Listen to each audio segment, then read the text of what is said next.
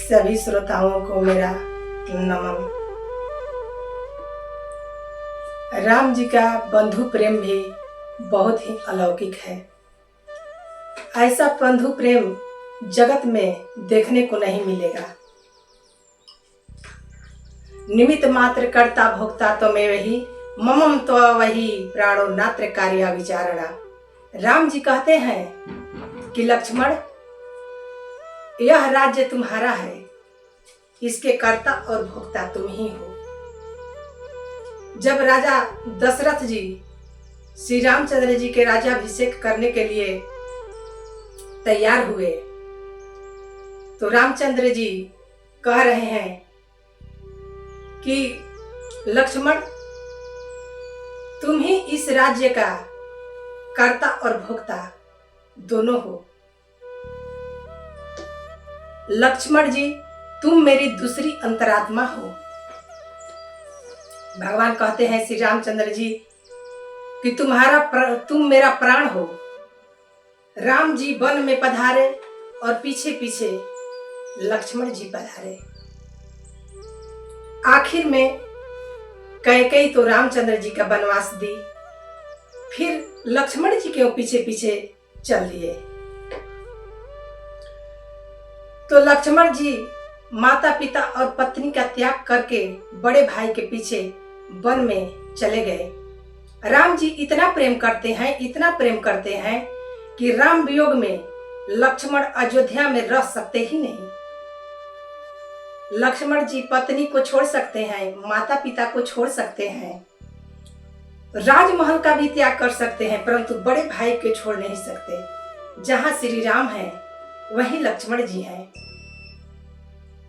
राम जी जब लक्ष्मण और भरत के साथ खेल भी खेलते थे तो वो कभी जीतते नहीं थे, वे हार ही मानते थे। अपने भाइयों से हमेशा हार जाया करते थे। राम जी ऐसी रीति से खेलते थे कि लक्ष्मण और भरत की जीत हो, ऐसा ही खेल वो खेलते थे कि मेरा भरत और लक्ष्मण नाराज न हो। इतना प्रेम है रामचंद्र जी को कि इतना भाइयों को प्रेम दिए हैं कि वो हार जाते थे। उन लोग को भी दिल में हो गया, उन लोग को भी विश्वास हो गया कि मेरे भ्राता श्री हैं, सो हम लोग को बहुत प्रेम करते हैं। तो माताएं बहनों ऐसा ही खेल खेलते थे और जा करके अपने माँ से कहते थे, कौशल्या माँ से, कि देखो माँ कि मेरा भरत जो है बहुत ही चालाक है। वो जब भी खेल खेलता है तो जीत जाता है और मैं हार जाता हूँ। अब समझ लीजिए कि भरत जी को ऐसा अनुभव होने लगा था कि देखिए मेरे भ्राता श्री हैं, सो कह रहे हैं, अपने आप से हार रहे हैं मगर कह रहे हैं कि भरत को जीत हुआ। बताइए, ऐसा प्रेम करते थे। तब भरत जी माँ से बोल रहे हैं कि नहीं माँ, भ्राता श्री तो बहुत हमसे प्यार करते हैं, इतना प्यार करते हैं कि खेल खेल में हमसे भी ये अपने आप से हार जाते हैं। ये ऐसा खेलते हैं कि सोचते हैं कि भरत का जीत हो और मेरा हार हो। तो भाई बंधु का प्रेम तो ऐसा होना चाहिए। भरत जी कहते हैं कि हारहूं खेल अब जीता वही मोही। राम जी ने बंधु प्रेम का आदर्श बताया है। कैकेयी ने जब कहा कि मैं भरत को राज्य देती हूँ, तुम वन में जाओ, तो राम जी को बहुत आनंद हुआ, बहुत आनंद हुआ। उनको कोई कष्ट नहीं हुआ। राम जी ने कैकेयी से कहा कि माँ, मुझे राजा नहीं बनना, मेरा भाई राजा बने, मेरा भाई बहुत सुखी हो, इसमें हमको बहुत सुख है और वो सुख करे तो उसी में मेरा भलाई है। भाई का सुख सुख ही मेरा सुख है और भाई का दुख ही मेरा दुख है। तुम्हारी आज्ञा हो माँ तो मैं 14 वर्षों के लिए वन में तो जाऊंगा, मगर अगर आप कहेंगी तो आजीवन मैं वन में जाके रह सकता हूँ। तुम्हारी आज्ञा हो तब। 14 वर्ष तो जाने के लिए बहुत ही कम है। ऐसा ही राम जी का प्रेम है। श्री राम जी ने भरत को प्रेम किया तो भरत जी भी राम जी को बहुत प्रेम किए। लोगों का कहना रहता है, यह रामायण में भी है, कि जितना प्रेम रामचंद्र जी अपने भाई से किए उससे कहीं अधिक भरत जी ने रामचंद्र जी से किया। भरत जी रामचंद्र जी के प्रेम में इतना विह्वल थे कि उनको राजगद्दी नहीं चाहिए था।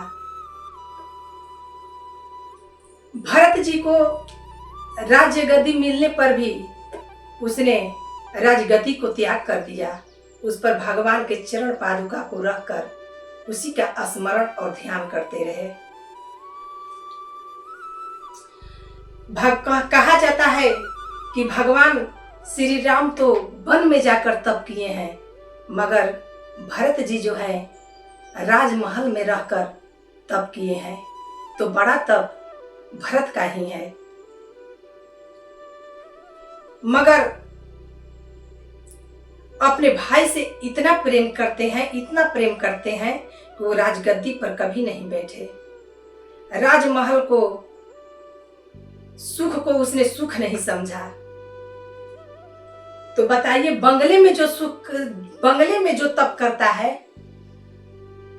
उसका ज्यादा प्रेम रहता है। भगवान कहते हैं कि बंधुओं, शरीर हम लोग का अलग अलग है, लेकिन अंतरात्मा एक ही है। शरीर अलग अलग है, लेकिन प्रत्येक शरीर में रहने वाला ईश्वर एक तत्व ही है। जगत में आखिर सुना जाए या बताया जाए कि इस जगत में राम राज्य कैसे होगा, यह तो परमात्मा जाने, परंतु तुम अपने घर में राम राज्य ला सकते हो। बड़ा भाई अगर राम हो सकेगा तो छोटे भाई भी निश्चय ही भरत या लक्ष्मण हो सकेंगे। तुम शुद्ध भाव से अपने भाई के साथ प्रेम करो तो तुम्हारा भाई भी वैसे ही शुद्ध भाव से तुम्हारे प्रति प्रेम रखेगा। आजकल तो बड़ा भाई रावण जैसा है तो छोटा भाई कुंभकर्ण जैसा है। कितने लोग तो ऐसे होते हैं कि दूसरे के साथ प्रेम करते हैं मगर भाई को धोखा देते हैं, भाई के साथ कपट करते हैं। परेषु मैत्री अस्थमनेषु वैरम पश्यन्तु लोका कलिकौतुकानि। ऐसे ही एक कहानी है कि एक गांव में एक सेठ रहा करता था। तो वो एक संत के पास गया और कहने लगा कि महाराज, मुझे कोई मंत्र दे दीजिए जिससे मेरी जीत हो। तो संत ने पूछा कि किससे जीत चाहते हो? तो सेठ ने कहा कि मैंने अपने भाई पर दावा किया है कि उसी में हमको जीत चाहिए। संत ने कहा कि तुम्हारी बुद्धि बिगड़ गई है, वैसा मंत्र मेरे पास नहीं है। जो भाई के ऊपर दावा करता है और भाई से कपट करता है, जिसको भाई में भगवान नहीं दिखते, तो वो भगवान की भक्ति क्यों करता है? भगवान की भक्ति करने में कठिन है।